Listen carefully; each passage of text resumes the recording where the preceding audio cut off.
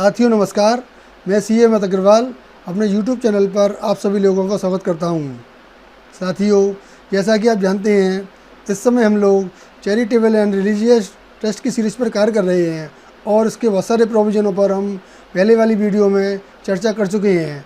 इसमें से हमारे कुछ प्रावधान शेष रह गए हैं जिन पर हम कोशिश करेंगे कि आज की वीडियो में चर्चा करें, और जो प्रावधान नहीं आएंगे उसके बाद मेरी एक वीडियो चैरिटेबल ट्रस्ट पर और आएगी, जिसमें मैं आपको कुछ प्रैक्टिकल एग्जांपल्स के द्वारा चैरिटेबल ट्रस्ट के प्रावधानों को समझाने का प्रयास करूंगा। तो साथियों, आपसे अनुरोध है कि अगर अभी तक आपने मेरा यूट्यूब चैनल सब्सक्राइब नहीं किया है तो कृपया उसे सब्सक्राइब करें, जिससे कि मैं इसी प्रकार की आगे के लिए आपके लिए वीडियो बना सकूँ। चलिए साथियों, स्टार्ट करते हैं। तो साथियों, आज हम सबसे पहले देखेंगे जो हमारा रजिस्ट्रेशन है चैरिटेबल ट्रस्ट का। जो रजिस्ट्रेशन होता है सेक्शन 12AA, जो इस समय 12A भी हो गया है। तो भारत सरकार ने फाइनेंस एक्ट 2020 के द्वारा रजिस्ट्रेशन की प्रक्रिया में आमूलचूल परिवर्तन कर दिया है। तो क्यों ना हम सारे चैरिटेबल ट्रस्ट और रिलीजियस ट्रस्ट इस बात को समझें कि जो सरकार ने हमको सहूलियत दी है, उस सहूलियत का हम लोग कैसे फ़ायदा उठा सकें और अपने ट्रस्ट से संबंधित उद्देश्यों को हम किस प्रकार से पूरा कर सकते हैं। इसी पर आज मैं आपसे चर्चा करने वाला हूँ। साथियों, सबसे पहले तो मैं आपसे चर्चा करूँगा कि जो हमारी एग्जिस्टिंग ट्रस्ट हैं, हमारे जो भी जितने भी एग्जिस्टिंग ट्रस्ट चल रहे हैं भारत में, उन सब के लिए अनिवार्य कर दिया गया है कि वो 1 अक्टूबर 2020 से 31 दिसंबर 2020 के बीच में अपने रजिस्ट्रेशन के लिए दोबारा अप्लाई करेंगे। Principal commissioner of income tax के सामने ऑनलाइन एप्लीकेशन फाइल करेंगे और principal commissioner of income tax उनको एक यूनिक आइडेंटिफिकेशन नंबर दे देंगे। इसमें कोई उनसे कोई ज़्यादा पूछताछ नहीं होगी। इसके लिए एक सिंपल फॉर्म आएगा, उस फॉर्म को फिलअप कर दिया जाएगा और उसको अप्लाई कर दिया जाएगा। उसके बाद उनको एक यूनिक आइडेंटिफिकेशन नंबर मिल जाएगा। तो यहाँ पे मैं आपसे ये चर्चा करने वाला हूँ, ये बात तो मैं आपको पहले ही बता चुका हूँ रजिस्ट्रेशन संबंधित क्या क्या प्रावधान है, लेकिन यहाँ आपसे मैं एक बात ये शेयर करने वाला हूँ कि अभी तक हमारे जो भी एग्जिस्टिंग ट्रस्ट हैं, जो कि हमारे बहुत सालों से बने हुए हैं या पिछले कुछ सालों में बनकर तैयार हुए हैं, अगर उन्होंने अभी तक अपने चैरिटेबल एक्टिविटी को प्रॉपर तरीके से जो है लागू नहीं किया है, या अभी तक वो चैरिटेबल ट्रस्ट में पूरी तरह से कार्य नहीं कर पा रहे हैं, तो उन सभी चैरिटेबल ट्रस्टों से मैं ये बताना चाहता हूँ कि अब आपके पास 5 साल का समय है। ये जो रजिस्ट्रेशन आपको मिलेगा, जो री रजिस्ट्रेशन है, ये हमको 5 साल के लिए दिया जाएगा। 5 साल जब हमारे ख़त्म होंगे उसके बाद इसका रिन्यूअल होगा, और जब इसका रिन्यूअल होगा तो रिन्यूअल में बहुत सारी डिटेल मांगी जाएगी, बहुत सारी डिटेल स्क्रूटनी करी जाएगी। उस समय ये देखा जाएगा कि ट्रस्ट ने अपने ऑब्जेक्ट्स को पूरा किया है कि नहीं किया है, या ट्रस्ट जिस ऑब्जेक्ट्स के लिए बना है उस ऑब्जेक्ट के अनुसार कार्य कर रहा है कि नहीं कर रहा है, या जो अदर लॉ हैं, ट्रस्ट ने अदर लॉ का प्रावधान, अदर लॉ का पालन किया है कि नहीं किया है। जैसे कोई स्कूल है उस पर CBSE के नियम लागू होते हैं, या PF के नियम लागू होती हैं, ESI के नियम लागू होते हैं, तो और सारे नियमों का कोई कंट्रोवर्सन किया है कि नहीं किया है, उसकी चैरिटेबल ट्रस्ट की, रिलीजियस ट्रस्ट की जो एक्टिविटी है वो जेन्युइन है या नहीं है। इस तरीके के सारे प्रावधानों को इनकम टैक्स कमिश्नर, जो प्रिंसिपल CIT है, जो एग्जामिशन का काम देखते हैं, वो ऐसे ट्रस्टों की 5 साल के बाद डिटेल स्क्रूटनी करने वाले हैं। तो सारे ट्रस्ट इस बात का ध्यान रखें कि जो उनको 5 वर्ष का समय दिया गया है, इन 5 वर्षों में वो अपने ट्रस्ट को प्रॉपर तरीके से इसमें एक्टिविटी करें, प्रॉपर तरीके से चैरिटेबल एक्टिविटी करें, अन्यथा उनका रजिस्ट्रेशन कैंसिल हो जाएगा। 5 साल के बाद उनको रिन्यूअल नहीं दिया जाएगा। इसके अलावा इस साल जो परिवर्तन किया गया है उससे मेरे को एक फ़ायदा नज़र और आता है। अभी तक क्या स्थिति होती थी, जैसे हम कोई अपना नया हॉस्पिटल बनाने जा रहे हैं या कोई नया स्कूल बनाने जा रहे हैं, तो जब भी हम ऐसा कोई नई एक्टिविटी चालू करते थे तो हमको नई एक्टिविटी चालू होते ही लोगों से कॉर्पोरेट डोनेशन के रूप में पैसा मिलता था। जैसे हम कोई स्कूल की बिल्डिंग बनाने जा रहे हैं या स्कूल की ज़मीन खरीद रहे हैं, पहले हम स्कूल की ज़मीन खरीदते थे, उसके लिए फिर उसके बाद फिर हम उसकी बिल्डिंग बनाते थे। तो स्कूल की ज़मीन खरीदने के लिए हमको एक बहुत बड़ी रकम की आवश्यकता होती थी। इसके लिए हमारे पास डोनर होते थे। वो जो डोनर थे वो हमको कॉर्पोरेट डोनेशन के रूप में पैसा देते थे कि भाई हम आपको पैसा दे रहे हैं, इस पैसे से आप स्कूल की ज़मीन खरीदिए, इस पैसे से आप स्कूल की बिल्डिंग बनाइए। लेकिन ये जो कॉर्पोरेट डोनेशन मिलता था ट्रस्ट को, ये कॉर्पोरेट डोनेशन केवल सेक्शन 11 1D में उन्हीं टेस्टों के हाथ में एग्जाम होता था जो सेक्शन 12 डबल AB में रजिस्टर्ड होते थे। तो समस्या हमारे सामने ये होती थी कि जब हम अपने लिए 12 डबल A में अप्लाई करते थे तो कमिश्नर के द्वारा रजिस्ट्रेशन देने से मना कर दिया जाता था। वो हमसे कहते थे कि भाई अभी आपके 3 साल पूरे नहीं हुए हैं, आपकी जो है एक्टिविटी स्टार्ट नहीं हुई है, तो हम आपको रजिस्ट्रेशन इसका नहीं दे पाएंगे। तो उनके सामने समस्या खड़ी हो जाती थी कि वो कोर्ट पर डोनेशन किस प्रकार से लें जो उनको एग्जाम्प्ट हो।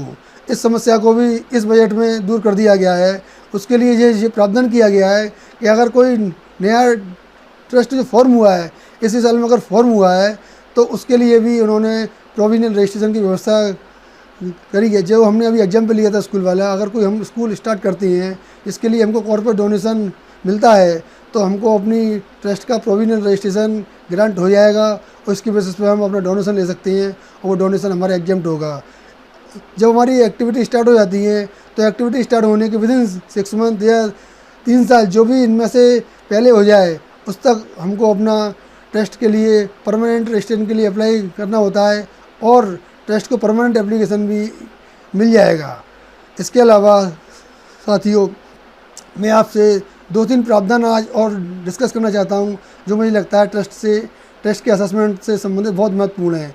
एक प्रावधान तो इसमें होता है एक्सेस एप्लीकेशन।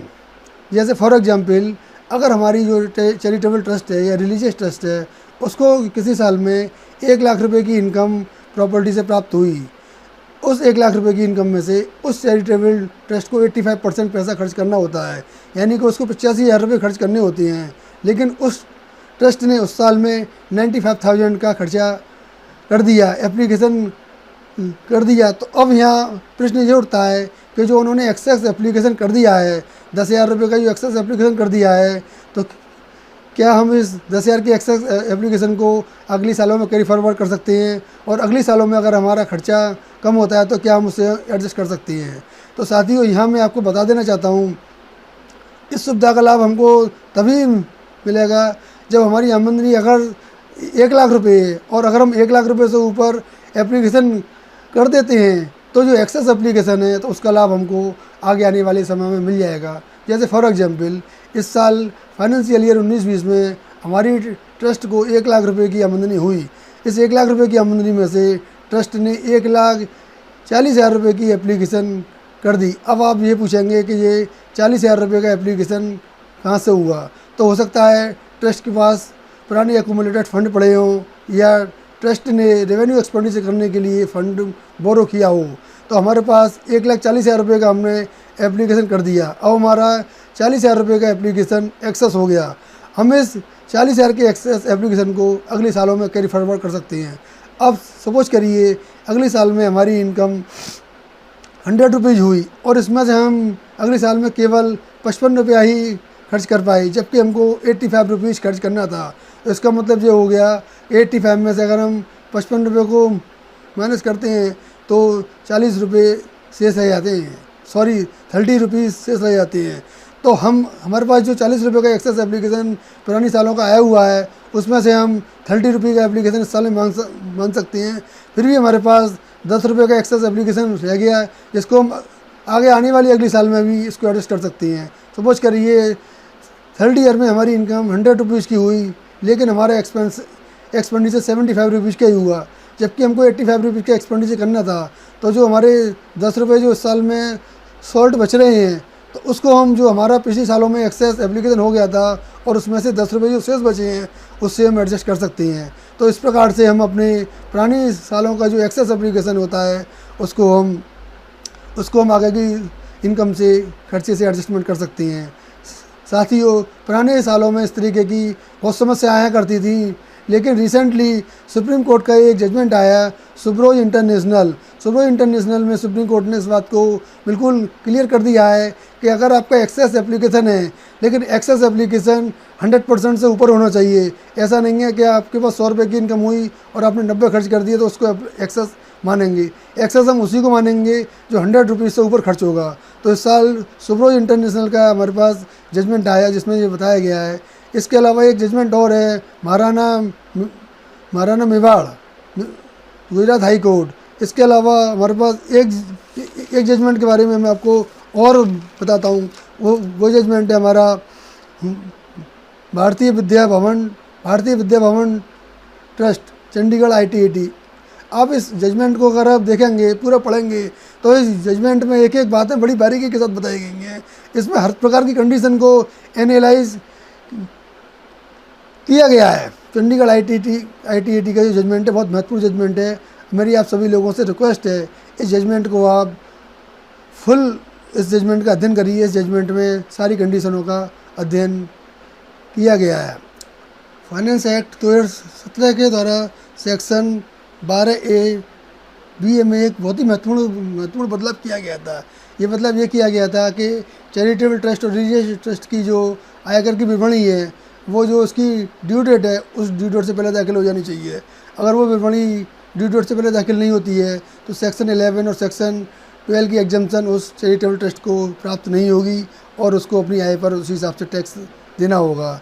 लेकिन इसकी वजह से उस ट्रस्ट का रजिस्ट्रेशन कैंसिल नहीं हो सकता है। फाइनेंस एक्ट 2014 के द्वारा इस सेक्शन में एक अमेंडमेंट और आया।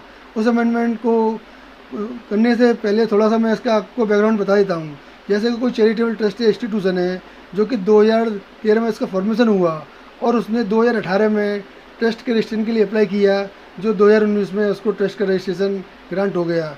तो जिस साल उसको ट्रस्ट का रजिस्ट्रेशन ग्रांट हुआ, पहले ये स्थिति थी कि उसको उसी साल से सेक्शन 11 और 12 का एग्जम्पशन प्राप्त होता था।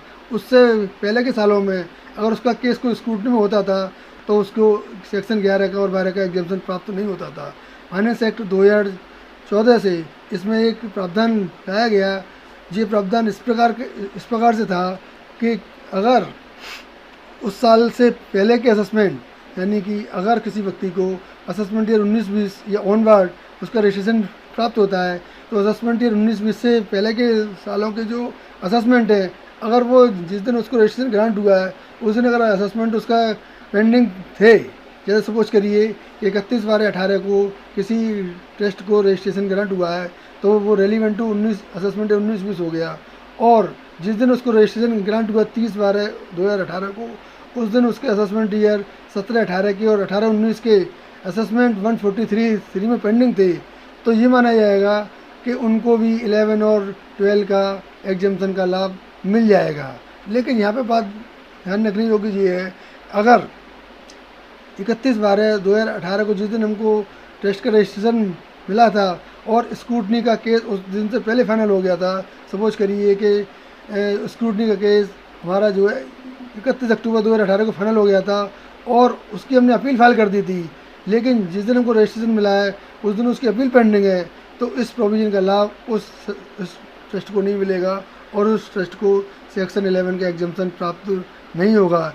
इसमें एक केस और बनता है कि case of assessment year has been reopened by AO under section 147 for disallowing exemption under section 11 and 12। The case is pending under section 147 on 31/12/2018। इसका जो सॉल्यूशन होगा वो सॉल्यूशन ये होगा कि AO को 147 की जो उसकी प्रोसीडिंग चालू करी है वो उसको ड्रॉप करनी होंगी। कहने का मतलब ये है कि AO सिर्फ इस कारण से 147 की प्रोसीडिंग को चालू नहीं कर सकता है कि चैरिटेबल ट्रस्ट अनरजिस्टर्ड था। तो कहने का मतलब ये है, नेट सेल में यहाँ पर बात ये हुई कि अगर कोई अनरजिस्टर्ड ट्रस्ट है तो AO उसका रजिस्ट्रेशन, उसका केस। अब मैं आपके सामने एक बहुत ही महत्वपूर्ण प्रोविजन पर चर्चा करने जा रहा हूँ। जैसे आपने देखा होगा कि बहुत सारे हमारे छोटे छोटे स्कूल्स होते हैं, छोटे छोटे हॉस्पिटल्स होते हैं, उनके लिए हम देखेंगे कि उनके लिए सेक्शन 1023C में क्या क्या प्रावधान है, उनको किस प्रकार से एग्जम्पशन मिल सकता है। तो साथियों, यहाँ मैं आपको ये बताना चाहता हूँ, जैसे सपोज करिए कोई स्कूल है, तो स्कूल के लिए 1023C सबसेक्शन 3rd AD में एग्जम्पशन प्राप्त है। अगर उस स्कूल की ग्रॉस एनुअल रिसीट 1 करोड़ रुपए से कम है तो उसकी सारी आय एग्जेम्प्ट है। यानी कि अगर कोई स्कूल है उसकी ग्रॉस एनुअल रिसीट 1 करोड़ रुपए से कम है तो उसको ना तो कोई ऑडिट कराने की आवश्यकता है, ना ही उसको कोई एग्जाम्पशन लेने की आवश्यकता है, ना तो सेक्शन 11 में एग्जाम्पशन की ज़रूरत है, ना उसको सेक्शन 10-23C में अप्रूवल की आवश्यकता है, उसको ऑडिट कराने की भी आवश्यकता नहीं है, उसके ऊपर सेक्शन 11(5) के भी प्रावधान लागू नहीं होते हैं। यानी कि स्कूलों को ये एक विशेष सुविधा दी गई है। जो स्मॉल स्कूल हैं, जो छोटे छोटे स्कूल हैं, 1 करोड़ रुपये तक उनको कुछ भी कार्य करने की आवश्यकता नहीं है। सिर्फ उनको अपना रिटर्न 139 के सब सेक्शन 4C में दाखिल करना होगा। केवल उनके ऊपर रिटर्न दाखिल करने के प्रावधान रखते हैं। अगर वो अपना रिटर्न समय से दाखिल नहीं कर पाते हैं तो उनके पास 234F की केवल लेट फीस लगती है, उनको कोई एग्जाम्पशन लूज उनके लिए नहीं होता है। यही प्रावधान हॉस्पिटल के केस में होते हैं। अगर किसी हॉस्पिटल की ग्रॉस एनुअल रिसीट 1 करोड़ रुपये से कम है तो उसके लिए जो है पूरी 100% एग्जाम्पशन है, उसको और कोई एग्जाम्पशन लेने की आवश्यकता नहीं है, उसको भी केवल रिटर्न फाइल करने की आवश्यकता है। उनके ऊपर 40A(3) के प्रावधान, 40IA के प्रावधान कोई लागू नहीं होते हैं, ना ही उनको सेपरेट बुक्स ऑफ अकाउंट रखने की आवश्यकता होती है, ना ही उनको कोई एग्जाम्पशन उनका लूज होगा या उनको एग्जाम्पशन से डिनाई होगा। तो ये सरकार ने ये जो सुविधा दी है, जो छोटे छोटे स्कूलों को दी है, छोटे छोटे हॉस्पिटल्स को दी है। इसके अलावा अगर उस स्कूल्स का ग्रॉस एनुअल रिसीट 1 करोड़ रुपये से ऊपर हो जाती है तो हम ये समझेंगे कि अगर रिसीट 1 करोड़ से ऊपर हो जाती है तो उसके ऊपर क्या क्या प्रावधान लगेंगे। सपोज करिए स्कूल की ग्रॉस रिसीट 1.5 करोड़ रुपये हो जाती है तो ऐसे केस में उसके लिए 1023C में अप्रूवल लेना अनिवार्य है। अगर वो अप्रूवल नहीं लेता है तो उसको जो है अनरजिस्टर्ड ट्रस्ट के प्रावधान लग जाएंगे। जैसे फॉर एग्जाम्पल किसी स्कूल की एनुअल रिसीट 2 करोड़ रुपये हो जाती है और हम यहाँ पे ये चर्चा करेंगे कि उस स्कूल की अगर रिसीट 2 करोड़ हो जाती है तो उस पर टैक्स के प्रावधान किस प्रकार से लागू होंगे। उसकी एनुअल रिसीट हो गई 2 करोड़ और उसके एक्सपेंडिचर जो डायरेक्ट एक्सपेंडिचर हैं, इस्टेब्लिशमेंट एक्सपेंस है, एडमिनिस्ट्रेशन एक्सपेंस है, जैसे salary of the staff, teachers की सैलरी है और भी तमाम तरह के खर्चे स्कूलों में होते हैं। वो सारे घटाने के बाद अगर उसकी इनकम 10 लाख रुपए की बच जाती है या 15 लाख रुपए की बच जाती है तो उसको AOP की तरह टैक्स देना होगा और इंडिविजुअल पर जो टैक्स के स्लैब लागू होते हैं उसी प्रकार से टैक्स की गणना इस स्कूल को करनी होगी और इसमें कोई ऐसी दिक्कत का विषय नहीं है।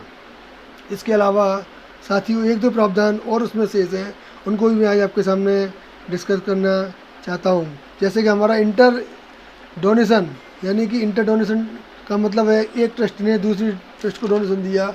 हम यहाँ समझेंगे कि इंटर डोनेशन में किस तरीके के प्रावधान होते हैं, क्या क्या सिचुएशन बन सकती है। जैसे सपोज करिए ट्रस्ट A है जो रजिस्टर्ड है और ट्रस्ट B भी रजिस्टर्ड है। अगर A ट्रस्ट ने B ट्रस्ट को डोनेशन दिया तो उसमें कोई समस्या नहीं है, वो ट्रस्ट A का एप्लीकेशन हो जाएगा और ट्रस्ट B की वो इनकम मानी जाएगी। इसके अलावा सिचुएशन नंबर 2 ये हो सकती है कि जो अपना ट्रस्ट A है वो ट्रस्ट B को कॉर्पोरेट डोनेशन के रूप में डोनेशन का भुगतान करता है। इस केस में वो ट्रस्ट A के हाथ में एप्लीकेशन नहीं बनाया जाएगा, लेकिन ट्रस्ट B के हाथ में वो इनकम एग्जम्प्ट होगी सेक्शन 11(1)D में। इसके अलावा एक सिचुएशन और हो सकती है साथियों, जैसे कि सेक्शन 11(2) जो एक्यूमुलेशन से संबंधित होता है। मैं आपको थोड़ा सा 11(2) के बारे में समझा देता हूँ कि 11(2) में मतलब किस किस प्रोविजन का ध्यान रखना होता है।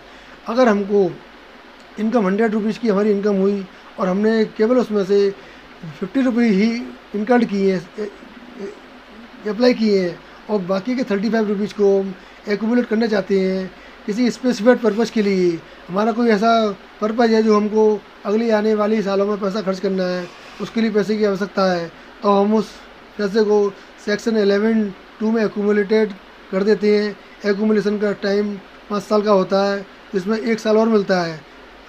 अगर कोई ट्रस्ट इस पैसे को इस समय में यूज नहीं कर पाता है तो सेक्शन 11(3) के प्रावधान लागू हो जाते हैं और 6वीं साल में वो सारा पैसा टैक्सेबल हो जाता है। तो हम यहाँ पर ये चर्चा कर रहे थे कि अगर ट्रस्ट A ने अपना पैसा सेक्शन 11(2) में एक्यूमुलेट किया है, जो हमारे एग्जाम्पल में 35 रुपीज़ था, 35 रुपीज़ उसमें एक्यूमुलेट किया है 5 साल में खर्च करने के लिए। लेकिन अगर अगले साल में, दूसरे साल में, तीसरे साल में ट्रस्ट बी को इस एक्यूमुलेटेड पैसे में से कुछ पैसा ट्रस्ट बी को डोनेट कर देती है, तो ये जो है इस सेक्शन का वैल्यूएशन बनाया जाएगा और ये इनकम ट्रस्ट ए के हाथ में टैक्सेबल हो जाएगी। इसके अलावा एक सिचुएशन और बनती है, अगर ट्रस्ट ए का डिसोल्यूशन हो जाता है, अगर ट्रस्ट ए का डिसोल्यूशन हो जाता है तो वो ट्रस्ट भी जो सेक्शन 12A में रजिस्टर्ड है उसको पैसा डोनेट कर सकती है, लेकिन उसमें शर्त ये होती है कि जो ट्रस्ट भी है जिसको हम पैसा डोनेट कर रहे हैं उसके ऑब्जेक्ट भी ट्रस्ट ए के ऑब्जेक्ट के सिमिलर होने चाहिए। अगर ये सारी सिचुएशन होती है तो इंटरेस्ट ट्रस्ट पैसा भी दिया जा सकता है। अगर ये सारी सिचुएशन नहीं हो पाती हैं तो जो मैंने प्रोविज़न आपको बताई वो प्रोविज़न सारे लागू हो जाती हैं। अब साथियों हम एक सेक्शन पर चर्चा और करने जा रहे हैं।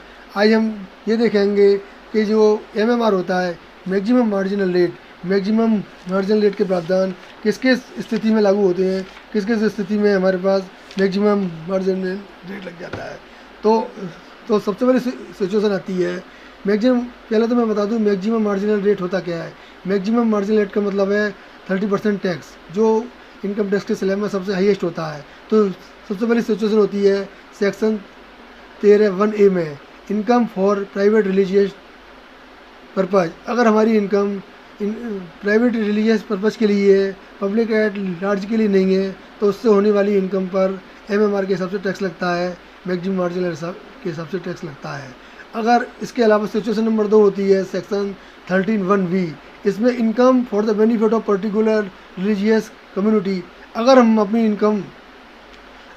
इनकम जो हमारी इनकम आ रही है उसका हम एप्लीकेशन किसी एक पर्टिकुलर रिलीजियस, जो कोई धार्मिक कम्युनिटी है, कोई विशेष वर्ग है, कोई विशेष जात है, उसके लिए अगर हम कार्य कर रहे हैं तो भी हमको मैक्सिमम मार्जिनल रेट पर टैक्स लग जाता है। उसका उद्देश्य ये होता है कि चैरिटेबल ट्रस्ट को जो रजिस्ट्रेशन होता है, जो रजिस्ट्रेशन ग्रांट दिया जाता है, वो इस तरीके से दिया जाता है कि आप जो भी चैरिटी करेंगे वो पब्लिक एट लार्ज करेंगे, वो पब्लिक के किसी वर्ग के लिए नहीं करेंगे, बल्कि वो हर पब्लिक के लिए करेंगे, चाहे वो किसी भी जाति, किसी भी धर्म का, किसी भी संप्रदाय का हो।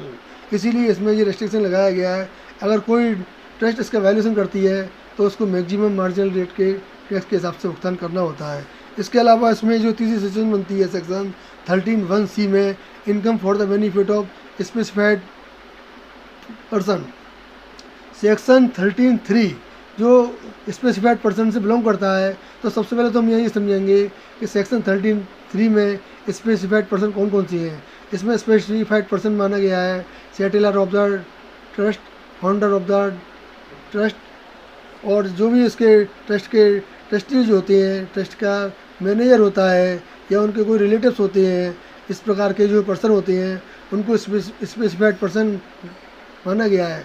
इसके अलावा इसमें एक बहुत ही खतरनाक प्रोविज़न है, उस प्रोविज़न को आपको विशेष तौर से ध्यान रखना चाहिए। इसमें स्पेसिफाइड पर्सन की परिभाषा में बतलाया गया है कि अगर कोई सब्सटेंशियल कंट्रीब्यूटर है, सब्सटेंशियल कंट्रीब्यूटर का मतलब है जिस कंट्रीब्यूटर ने up to the end of the previous year 50,000 तक का अगर डोनेशन हमारी संस्था को दिया है तो हम उसको सब्सटेंशियल कंट्रीब्यूटर मानते हैं।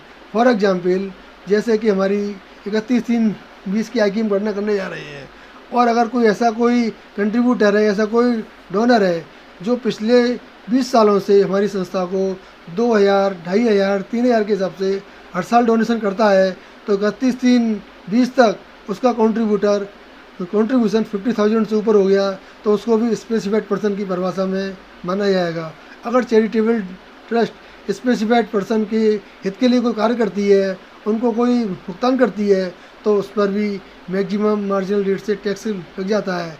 लेकिन इसमें एक एक्सेप्शन है, स्कूल और हॉस्पिटल के केस में इसमें एक्सेप्शन है। अगर चैरिटेबल ट्रस्ट कोई स्कूल रन कर रही है या हॉस्पिटल रन कर रही है और जो स्पेसिफाइड पर्सन है उसमें कोई विशेष योग्यता है और उस विशेष योग्यता के आधार पर वो व्यक्ति उसमें कार्य करता है, जैसे सपोज करिए कोई हॉस्पिटल है और उसका जो फाउंडर है या उसका कोई ट्रस्टी है वो कोई डॉक्टर है, उस डॉक्टर में जो स्पेशल क्वालिफिकेशन है, स्पेशल उस डॉक्टर में क्वालिटी है, तो वो जो डॉक्टर है वो उस हॉस्पिटल के लिए भी अपनी सेवाएं दे सकता है। लेकिन उसमें शर्त ये होती है कि जो डॉक्टर अपनी सेवा दे रहा है वो जो है फेयर मार्केट वैल्यू पे होनी चाहिए, यानी कि ऐसा उसमें कहीं भी प्रतीत नहीं होना चाहिए इस डॉक्टर की हम सैलरी दे रहे हैं वो एक्सेसिव है। अगर ये डॉक्टर कहीं और सर्विस करता तो इसको सैलरी कम मिलती, और हमारी संस्था का स्पेसिफाइड पर्सन होने की वजह से इसको सैलरी संस्था के द्वारा एक्सेसिव दिया रही है। अगर ऐसी कहीं स्थिति बनती है तो संस्था को मैक्सिमम मार्जिनल रेट के हिसाब से टैक्स का भुगतान करना पड़ेगा। इसके अलावा एक सिचुएशन और बनती है सेक्शन 13(1)D में। इसमें मैं आपको बतला दूं कि अगर हमारा जो पैसा है, ट्रस्ट का पैसा जो एक्यूमुलेट होता है, सेक्शन 11(2) में मैंने भी आपको बताया था, अगर ट्रस्ट अपना पैसा 85% खर्च नहीं कर पाती है तो वो एक्यूमुलेट कर देती है 11(2) में। लेकिन सेक्शन 11(2) में जो पैसा उसने एक्यूमुलेट किया है उसमें भी कंडीशन ये होती है कि जो पैसा एक्यूमुलेट कर रहे हैं उसको हमको सेक्शन 11(5) के जो मोड्स हैं, जो उसमें सेक्शन 11(5) में मोड्स दिए गए हैं, गवर्नमेंट सिक्योरिटी में इन्वेस्ट करना होता है, FDRs में इन्वेस्ट कर सकते हैं, इमूवेबल प्रॉपर्टी में इन्वेस्ट कर सकते हैं, इसी प्रकार के और भी इसमें मोड्स दिए गए हैं। अगर कोई चैरिटेबल ट्रस्ट सेक्शन 11(5) के मोड्स में अगर पैसे को इन्वेस्ट नहीं करती है तो उसके ऊपर भी मैक्सिमम मार्जिनल रेट के प्रावधान लग जाते हैं और उस संस्था की आय को मैक्सिमम मार्जिनल रेट के हिसाब से टैक्स का भुगतान करना पड़ता है। तो साथियों, ये थे आज चैरिटेबल ट्रस्ट से संबंधित सारे प्रावधान।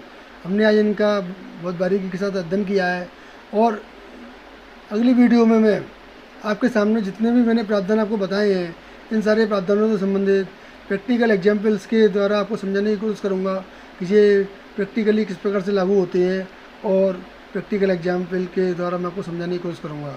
तो साथियों, आपसे मेरा एक अनुरोध है, अगर आपने यूट्यूब चैनल मेरा सब्सक्राइब नहीं किया तो उसको सब्सक्राइब करें, लाइक करें और शेयर करें। जय हिंद, जय भारत।